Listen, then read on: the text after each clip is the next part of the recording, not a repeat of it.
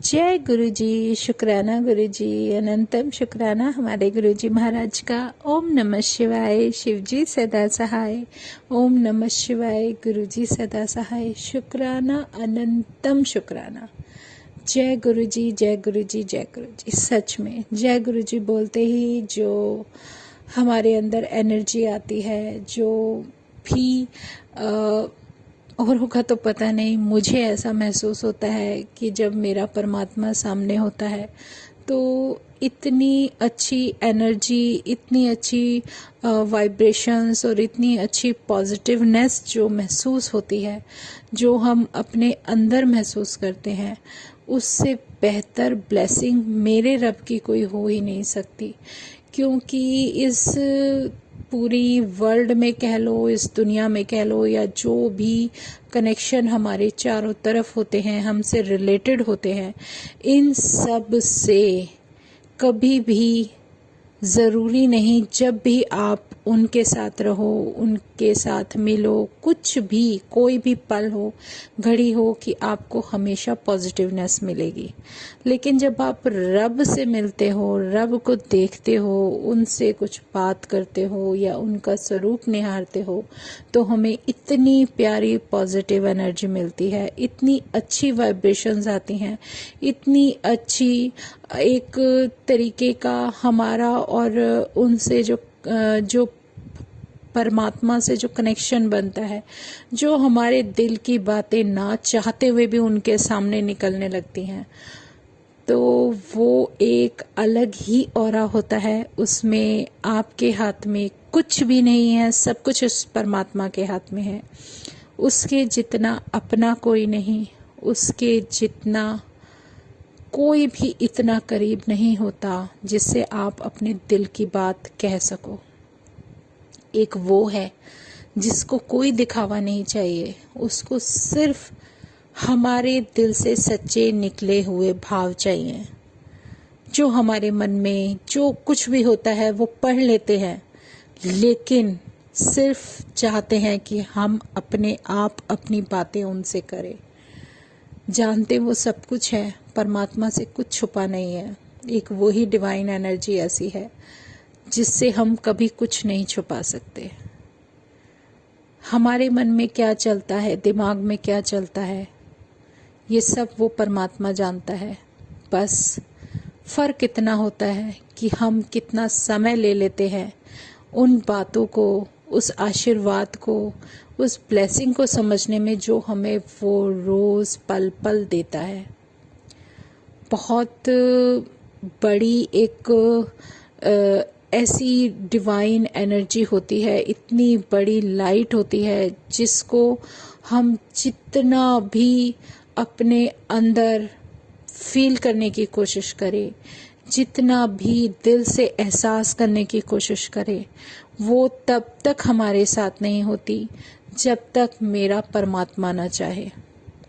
लेकिन कभी कभी क्या होता है, सामने परमात्मा है, बैठा है, हम लोग हमेशा दाएं बाएं इधर उधर पता नहीं किन चीज़ों में, किन बातों में और किन उलझनों में, और सच मानो किन उन चीज़ों में फंसे रहते हैं जो कि शायद हमसे ज़्यादा उनकी उम्र होगी, उनकी जो भी जिस तरीके से भी कारीगर ने बनाया है, उस पे जब हम विचार करते रहते हैं कि ये इतना चलेगा, हमें ये लेना है, हमें वो लेना है, जो भी हमारे जीवन में सब कुछ चलता है, वो सब जो हम दाएं बाएं इधर उधर, हमारा कभी जिस चीज़ से हमें आराम मिलता है, चाहे आप वास्तविक चीज़ें कुछ भी कह लो, सब में मन फंसा रहता है। अब हमें ये चाहिए, अब हमें वो चाहिए, आज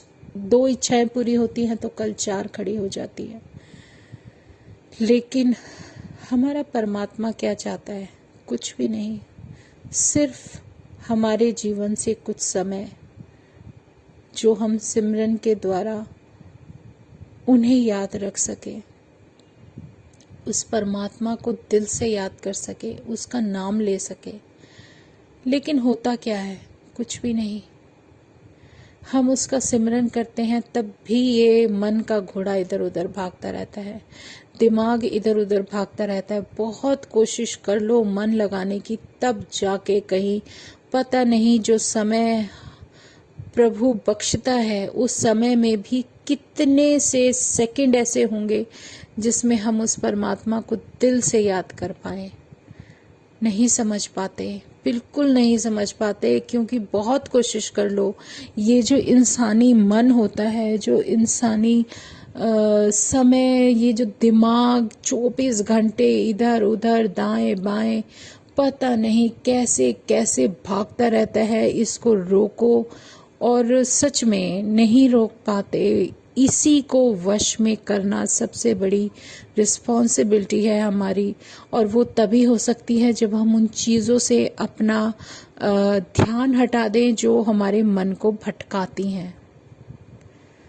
अपनी ज़रूरतों को सीमित कर लें, क्योंकि जो चीज़ हमें ज़्यादा ज़रूरी है वही लें और उसी में ध्यान रखें। बस ज़्यादा फालतू इधर उधर भटकना बंद कर दें। भगवान तो हमारे पास है, हमेशा से था, है और हमेशा रहेगा। बस फ़र्क है उस रब से मिलना, उसको पहचानना, और कैसे करेंगे क्या करेंगे सब उस परमात्मा पे छोड़ देना। क्योंकि ये तो आप अपने दिल की अरदास बात अपने हिसाब से ही अपने परमात्मा से करोगे। कोई किसी का कहा हुआ कभी दोहरा नहीं सकता, क्योंकि आपके मन में हर किसी की जर्नी, हर किसी की सॉल के हिसाब से जो आपके अंदर मंथन चल रहा होता है वो सब आप जानते हो और आपका परमात्मा जानता है, और कोई नहीं। किसी को चाहकर भी आप बता नहीं सकते।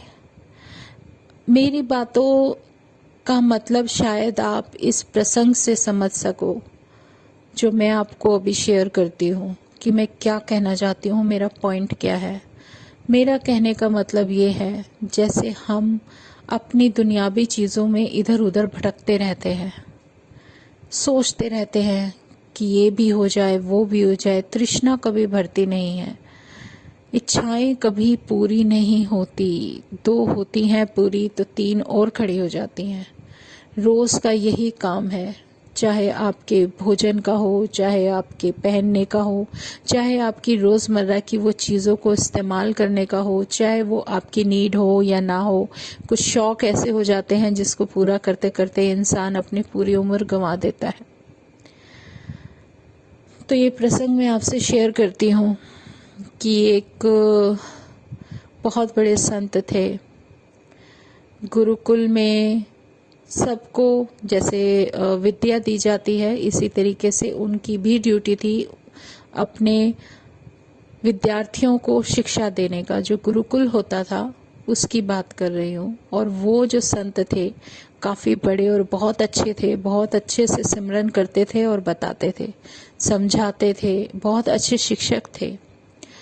और गुरु का काम ही होता है कि अपनी संगत को, अपने विद्यार्थी को इस तरीके से तैयार करे कि वो कभी आगे अपने जीवन में मार ना खाए, और उसके साथ के अलावा कोई ऐसा साथ है ही नहीं जो कि उसे मिल सके। और सच में जो उसके बहुत अच्छे विद्यार्थी होते हैं, शिष्य होते हैं, उनसे वो बहुत ज़्यादा प्रेम करते हैं। तो जो वहाँ पर और काफ़ी सारे उन गुरु थे, जो उनके काफ़ी सारे थे, जो उस गुरुकुल को चलाते थे, वो उन लोगों ने नोटिस किया कि ये वाले संत बहुत अच्छे थे, बहुत अच्छा सब कुछ समझाते थे, सब कुछ करते थे, लेकिन जब वो सिमरन करने बैठते थे तो उनका ध्यान सिमरन में नहीं लगता था। तो जो वहाँ पर सबसे सीनियर थे उन्होंने कहा कि पता लगाओ, अपने शिष्यों को जिम्मेदारी दी कि पता लगाओ ये संत सिमरन में ध्यान क्यों नहीं लगा पा रहे, क्या ऐसा मोह है, वो मोह क्या है, उस किस मोह की वजह से ये अपना ध्यान प्रभु में एकाग्र नहीं कर पा रहे। और जब सब कुछ सच पता चलता है तो सच वो होता है कि उन संत को एक कहीं से इतनी बड़ी जो मणि होती है ना, वो मिल जाती है और वो उसे अपने रूम में एक जगह छिपा कर रखते हैं, जिसको बार बार चेक करते हैं कि वो वहीं पर है ना, वो वहीं पर है ना, और सच में वो वहाँ पर है या नहीं। उस मणि का मोह उनको इतना ज़्यादा अपने अंदर घेरने लगता है कि वो जब तप करने बैठते हैं, सिमरन करने बैठते हैं, तो उनकी चिंता उस मणि से ही जुड़ी रहती है, क्योंकि वो बार बार यही सोचते हैं कि कहीं ये मणि किसी ने चुरा तो नहीं ली, कहीं ये मणि अपनी जगह तो है, कहीं किसी ने देख तो नहीं लिया। मतलब उनका ध्यान उस सबसे कीमती चीज़ पर है कि वो ये देख रहे हैं कि मेरी मणि जितना छुप के रहे, जितना मैं किसी को ना बताऊं, कहीं वो किसी को बताया तो चोरी ना हो जाए, उन बातों की वजह से उनका ध्यान सिमरन से हटता चला गया। एक बार क्या हुआ कि जब सीनियर्स को, जो सबसे बड़े गुरु थे, उनको पता चला तो उन्होंने क्या कहा, उन्होंने अपने शिष्यों को बोला कि वो मणि चुरा कर मेरे पास ले आओ, और वो वहाँ से चुराकर अपने पास ले आते हैं। अब वो गुरु, सबसे बड़े जो गुरु होते हैं, वो उस मणि को अपने पास रखते हैं और उन संत को बोलते हैं कि उनसे पूछा जाता है कि आपका ध्यान सिमरन में क्यों नहीं है, तब वो कुछ आंसर नहीं कर पाते। फिर भी उन्हें समझाया जाता है, वो अपने घर आते हैं तो देखते हैं कि वहाँ पर मणि नहीं है, वो चुरा ली गई है। और सच में जब वो चुरा ली जाती है तो उन्हें ये लगता है कि अब उन्हें उसके वियोग, उसके दुख का स्मरण हो जाता है कि मेरी चीज़ तो गई, जिससे इतना प्यार हो गया था, उन्हें इतना मोह हो गया था, वही उनके पास से चली गई। तो उनको दुख हुआ, उस दुख के चक्कर में ही वो फिर सिमरन से पीछे हट जाते हैं। ये जो मोह है ना, ये ही हमें हर चीज़ से बांध कर रखता है। इसीलिए जब रब हमें मिलता है तो वो हमें फकीरी रहना, जो फकीरी का रास्ता है ना, वो सिखाने लगता है। फकीरी का मतलब संगत जी ये नहीं होता कि आप जाके बेगर्स की तरह बेगिंग करोगे या भीख मांगोगे, नहीं। फकीरी का मतलब होता है जो मिल गया उसमें तसल्ली करना, जो तुम्हारे पास है वो तुम्हारा है, कहीं नहीं जाएगा। सिर्फ उतनी चीज़ों को रखना जितनी तुम्हारे लिए ज़रूरी है, आवश्यक है। तो एक तरीका हो जाता है इंसान का जीने का कि कोई ज़्यादा उसमें ना पड़ना कि ये हमारे पास नहीं है। वो जो सोच होती है ना, उस सोच को बदलना पड़ता है। तो फिर वही उनको बुलाया जाता है और संत को समझाया जाता है कि क्या कारण है कि आप किस वजह से, जिस लिए आपने अपना आधा जीवन दे दिया, जो जीवन तुम्हें मिला है सिर्फ प्रभु का सिमरन करने के लिए, तप करने के लिए, तुम्हारा ध्यान उसमें नहीं है, कारण क्या है। तब संत बताते हैं कि मेरे पास एक मणि थी जो कि चोरी हो गई, पहले थी तब मुझे उसकी चिंता थी, अब चोरी हो गई तो अब मुझे उसका दुख है। तो उनको यही बताया जाता है कि दुख क्यों है और इतना मोह उस मणि से क्यों हो गया कि तुम अपने जो तुम्हें जीवन मिला है उसमें तुम अपने जीवन और अपने सिमरन से कीमती उन चीज़ों को लेकर बैठे हो जो कि तुम्हारा ध्यान वहाँ से हटा रही है। तो असली चीज़ क्या है? तब संत को अपनी गलती का एहसास होता है और फिर वो जो सीनियर गुरु थे वहाँ के, उन्होंने वो मणि उनको दी और उन्होंने कहा अब इसको रखना या ना रखना आपका काम है, मैंने तुम्हें जो समझाना था समझा दिया, जीवन में क्या करना है ये तुम्हारी जिम्मेदारी है, तुम अपने जीवन को कैसे जियोगे ये तुम्हारे हाथ में है। तब संत आकर उस मणि को उस नदी में जहाँ वो स्नान करने जाते थे, जहाँ से उनको वो मिली थी, वो उसको इतनी दूर उस समुद्र में फेंक देते हैं कि वो कहीं उन्हें दिखे ही ना। वो पानी के अंदर कहाँ गई उन्हें नहीं, उन्होंने उस मोह को अपने आप से फेंक कर दूर करके फेंक दिया कि मैं इसके चक्कर में अपने भगवान से दूर हो रहा हूँ, मुझे मेरा रब चाहिए, ये चीज़ें नहीं चाहिए। और फिर जो अपने रब का नाम लेने में तसल्ली से जो वो विलीन हुए, वो एक अलग ही ऑरा होता है, अलग ही समा होता है। इसीलिए हमारा भगवान, हमारा रब हमें बार बार सिखा रहा है कि मोह मत रखो, चीज़ों में मत फंसो, अपने आप को इतना आज़ाद रखो कि चीज़ें आती जाती चली जाएंगी, कब क्या मिल रहा है सब उस परमात्मा की मर्जी है। तुम्हें कभी किसी चीज़ की कमी परमात्मा होने नहीं देगा। और जब तुम परमात्मा के रज़ा में रहते हो तो वो तुम्हें कभी भी मायूस नहीं होने देगा। वो हमेशा तुम्हारे साथ है, था और हमेशा रहेगा। और जो तुम्हारे जीवन में जब जिस चीज़ की ज़रूरत होगी वो तुम्हें ज़रूर मिलेगी। ये वो हर पल पल समझाते हैं। तो ये बहुत बड़ा लेसन होता है हमारे जीवन का जो वो हमें समझा रहे हैं।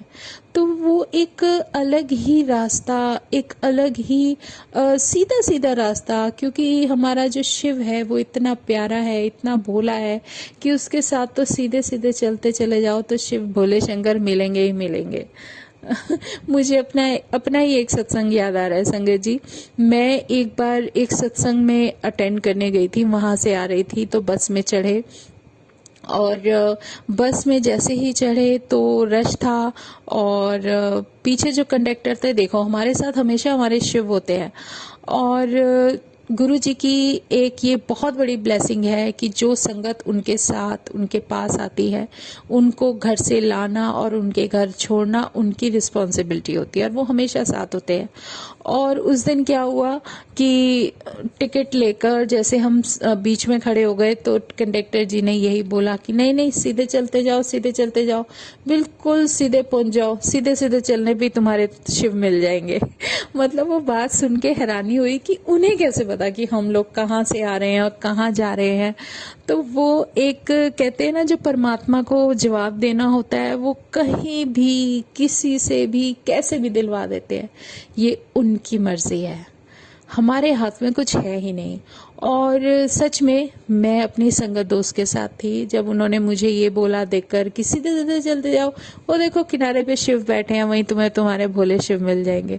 तो मुझे इतनी हैरानी हुई और सच में अमेजिंग लगा, क्योंकि उनका रब का आंसर तो कहीं से भी कैसे भी मिल सकता है। मैं उतरी वहां से, जब हम रोड क्रॉस कर रहे थे तो 2 सेकंड की जल्दी करने लगी तो मेरे साथ में एक अंकल खड़े थे।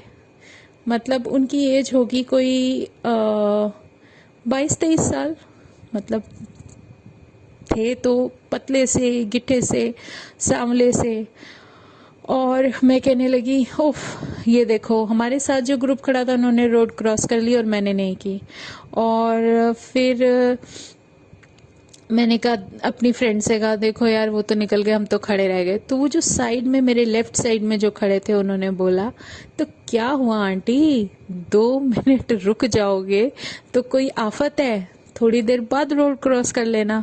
फिर 2 मिनट ही रुके होंगे हम, ट्रैफिक गया। फिर जब हमने रोड क्रॉस की और हम चलते रहे, वो मेरे साथ चलते रहे। मतलब जो मेरे घर की तरफ टर्न करते हैं मेन रोड से, वहां तक वो हमारे साथ थे और समझा रहे थे कि थोड़ी देर रुक जाते हैं तो कुछ चला नहीं जाता, तो आप रोड ऐसे भी कर सकते हो, जल्दबाजी अच्छी बात नहीं होती। सच में कुछ बातें ऐसी होती हैं संगत जी जो बहुत बाद में समझ आती हैं। हमारा रब ना हमेशा हमारे साथ है, हमेशा, पल पल।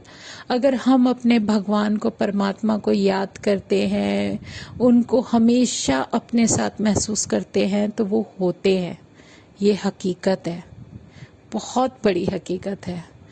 कि ये जो लास्ट तीज गई है ना, हरियाली तीज, जिसमें हम लोग बहुत अच्छा सेलिब्रेशन करते हैं, और उसमें शिव पार्वती माता का श्रृंगार किया जाता है। उस दिन क्या हुआ, देखो मैंने आपको बताया था कि कुछ टाइम पहले मेरे रब ने ही मुझे कुछ विजन दिखाए थे जिसमें मैं भगवान कृष्ण को राखी बांध रही थी।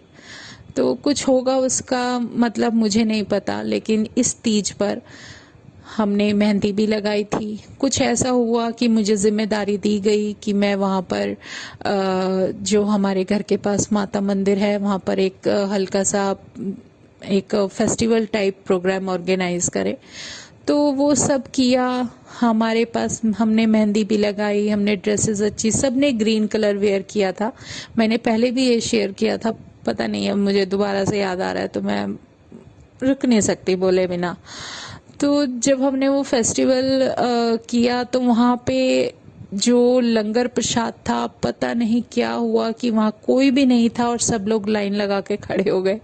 फिर मैंने और मेरी एक संगत फ्रेंड ने रिस्पॉन्सिबिलिटी ली कि गुरुजी ने वहाँ दिया। वहाँ पर ना एक्चुअली एक चीज़ और बताती हूँ, वहाँ झूला लगना था लेकिन झूला लगा नहीं और वहाँ भगवान कृष्ण को बिठा दिया गया कि इन्हीं को झूला झूला लो, सोच लेना तुमने झूला झूल लिया। मैंने कहा वाह भगवान कृष्ण तो भगवान जी कृष्ण भी वहाँ पे, और जब कृष्ण बैठे हैं तो उनकी सारी जिम्मेदारी गुरुजी ने हम पर सौंप दी कि ले तू अपने भाई का काम कर। फिर वहां पर लंगर प्रसाद बांटने की मेरी और मेरी संगत फ्रेंड की, क्योंकि कोई कहीं वहीं पर था ही नहीं जिन्होंने ऑर्गेनाइज किया था, फिर हम लोगों को गुरुजी ने जिम्मेदारी दी, वो हमने की। और उसके बाद 2 दिन पहले मुझे एक इनविटेशन आया था सत्संग का। मेरे मन में पता नहीं क्यों बेचैनी हुई और मैं अपनी 2 संगत फ्रेंड को लेकर उस सत्संग के लिए वहां पे सब कुछ समझाकर निकल गई। क्योंकि जब कोई स्पेशल इनविटेशन आता है, और आते तो बहुत हैं, लेकिन जब कहीं जाने के लिए बेचैनी होती है ना तो पता नहीं क्या होता है। उस दिन जो वहां जाने का सफर था ना, वो मैं आपको बताती हूँ। हम लोग मंदिर से निकले, बाहर मेन रोड पर खड़े हुए कि कोई ऑटो मिल जाए तो ऑटो लेकर हम निकल जाएंगे। और बहुत देर हो गई, 5-10 मिनट हो गए खड़े खड़े, कोई ऑटो ही नहीं। मैंने कहा मैं तो लेट हो जाऊंगी सत्संग में, फायदा क्या, फिर सत्संग में तो शुरू से ही जाकर बैठना चाहिए, गुरु के आने से पहले हमें पहुंचना चाहिए। और वेट करते फिर मेरे मन में ऐसा कुछ चला, मैंने कहा गुरुजी अगर अब कोई ऑटो नहीं आया ना तो मैंने वापस जाके मंदिर के अंदर मतलब ना वहीं उन्हीं लोगों के साथ सेलिब्रेशन करनी है। मेरा जो सत्संग का मन था ना, चलो कोई बात नहीं, शायद तुम्हारी मर्जी नहीं है कि मैं तेरे सत्संग में आ सकूं, ये मन में मेरे बात चल रही थी। तभी 2-3 मिनट के बाद एक ऑटो आता हुआ दिखाई दिया और उन्होंने हाँ कर दी, हम बैठ गए। और मैंने बताया कि यहाँ पर जाना है और बाली नगर का एड्रेस था। तो मैंने कहा कि जाना है, कह रहे अंकल मेरे को नहीं पता भाई, तुम ना डायरेक्शन बता देना, लेफ्ट मुड़ना है राइट मुड़ना है, मैं अपने आप पहुंचा दूंगा। मैं कहा ये क्या बात हुई। मैंने कहा नहीं आपको पता नहीं है, आपके पास फोन नहीं है, और उनके पास फोन पता है कैसा था। मैं हैरान हो गई इस फोन को देख के। उनके पास था कोई मेरे ख्याल से 2.5 इंच के आसपास का फोन। कह रही मैं तो इसी से बात कर लेता हूँ, मैं फालतू कोई मतलब नहीं रखता। मैं उनका फोन देख के हैरान, मैं कितना छोटा सा फोन। मैंने कहा अंकल ये तो आप कान पे भी लगाते होंगे तो आवाज, कह रहे नहीं बढ़िया आवाज आती है, क्या है क्या नहीं है, सब कुछ है बहुत बढ़िया है। और ऐसा करके कहने लगे आपने तो ये फोन लिया हुआ है, इसमें तो वो होता होगा जिसमें कि सब कुछ बता देते हैं कहाँ से जाना है कहाँ से नहीं जाना। मैं मन में सोची आज तक मैं कभी किसी ऑटो वाले से बात नहीं करती, ये अंकल इतनी बात क्यों कर रहे हैं। फिर मैंने कहा चलो ठीक है, मैंने एड्रेस डाला और वाकई मेरे पास जो डाटा था वो इतना नहीं था कि वो पूरा कर पाए। मैंने कहा पता नहीं कितना चलेगा, पर फिर भी उन्होंने कहा नहीं आंटी लगाओ आप, मुझे बस लेफ्ट राइट बता देना, बाकी एड्रेस मुझे मत बताओ, आप अपने फोन में डाल के मुझे बताते रहना। मैं हैरान, मैंने कहा पहला ऑटो वाला देख रही हूँ मैं। और सच में जब उनके सामने ऑटो के सामने देखा तो भोलेनाथ की इतने प्यारे प्यारे स्वरूप लगे हुए थे, ओमकार के दर्शन हो रहे थे। तो मैंने कहा ठीक है अंकल मैं बताती हूँ। मैंने एड्रेस डाला और फिर वो उसमें सर्च किया तो एड्रेस निकल गया। फिर हम बताते रहे कि यहाँ से लेफ्ट ले लेना, यहाँ से राइट ले लेना, और करते करते करते हम वहाँ पहुंच गए।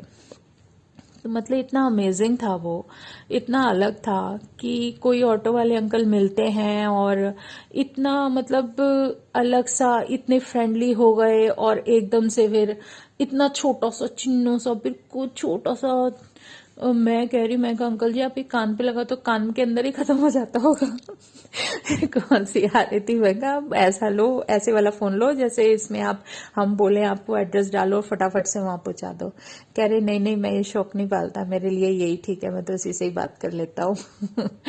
बाकी चलो ये सब चीजें तो चलती रहती हैं। वहां हम गए और बहुत प्यारा सत्संग गुरु जी का हमने अटेंड किया, फिर वहां से दर्शन करके आए। तो शुक्राना गुरु जी का। समय भागता चला जाता है संगत जी, बहुत कम मिलता है सच में, जितना मर्जी बोलो उतना कम है। तो जय गुरु जी, आज हम सत्संग यहीं विराम करते हैं। शुक्राना हमारे गुरु जी महाराज का, अनंतम शुक्राना हमारे प्यारे प्यारे प्यारे प्यारे गुरु जी का, अनंतम शुक्राना। ओम नमः शिवाय, शिवजी सदा सहाय। ओम नमः शिवाय, गुरुजी सदा सहाय। कल फिर अपनी वडियाई करने के लिए हमें मौका दो गुरुजी, और अच्छे अच्छे अच्छे भाव अंदर से निकलते रहें, क्योंकि वो तो कभी खत्म ही नहीं होते। जय गुरुजी, जय गुरुजी, जय गुरुजी।